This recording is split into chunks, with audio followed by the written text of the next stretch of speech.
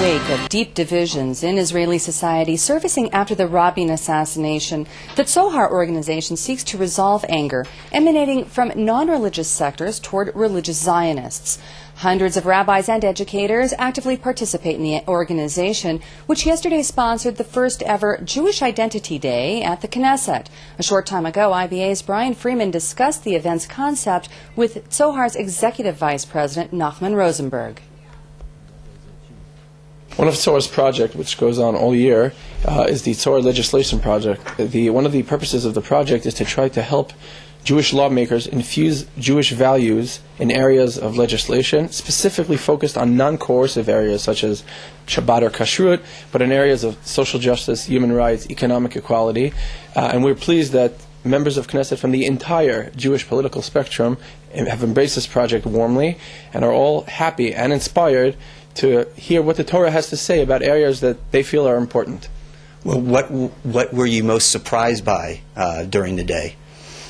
Surprised to discover how Tzohar, as a non-profit organization, can have an impact within the Knesset itself in areas that sometimes it would seem that Knesset members themselves have a difficulty communicating. I'll give an example. The Subcommittee for Internal Affairs yesterday, we had one of the Tzohar's projects called Roots. So we help former residents of the Soviet Union who made Aliyah, help them prove their Jewish roots.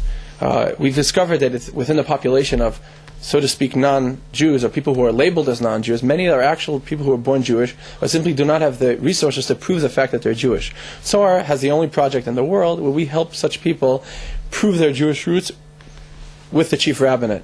We've discovered that sometimes after their Jewish roots are proved and they receive Jewish status from the chief rabbinate, and they marry under the auspices of the chief rabbinate, the Ministry of Interior, for other reasons, bureaucratic reasons, does not grant them Israeli citizenship because they don't recognize them as Jews, civilly.